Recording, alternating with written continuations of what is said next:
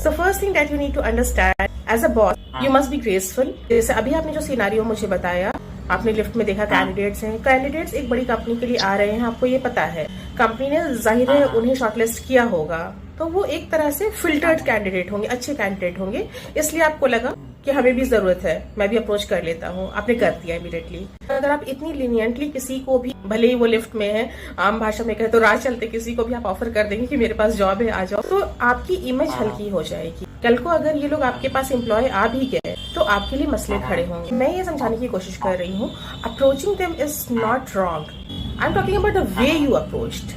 उसका एक तरीका होना चाहिए, वो बहुत प्रोफेशनल होना चाहिए। दूसरों के कैंडिडेट को अप्रोच करना कोई गलत बात नहीं है, सारे लोग करते हैं, you don't need to feel guilty. I am just talking about the way you approach the candidate. आपने बात की और आपने झट से उन्हें ऑफर कर दिया कि हमारे यहाँ भी वैकेंसी है, आ जाइए भाई। अब इसका आपको प्रोफेशनली कैसे करना है? First thing, wish them good luck, okay, all the best for your interview.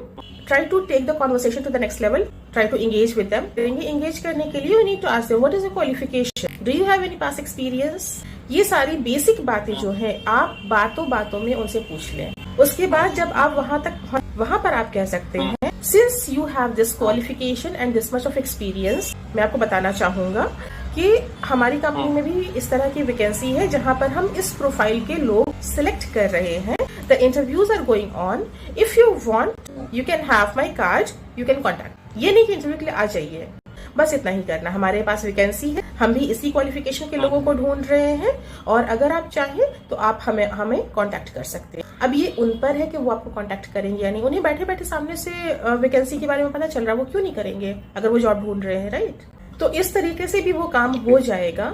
अगर वो आगे कुछ पूछते हैं कि सर मैं इस इंटरव्यू के बाद ही आ जाऊं आपके पास, हाँ बिल्कुल आप आ जाएं, मैं फ्री हुआ तो बात कर लूंगा, अदरवाइज मेरे स्टाफ होंगे वो बात कर लेंगे आपसे। ये नहीं कि हाँ आ जाइए मैं आपका इंटरव्यू ले लेता हूँ, ऐसा हड़बड़ाना बिल्कुल नहीं है। तो ये एक प्रोफेशनल तरीका है। आपको बैठे बिठाए कैंडिडेट अगर मिल रहे हैं तो उन्हें अप्रोच इस तरह से कीजिए कि अगर वो आपके एम्प्लॉय बन भी जाते हैं तो फिर वो आपके लिए बर्डन नहीं बने।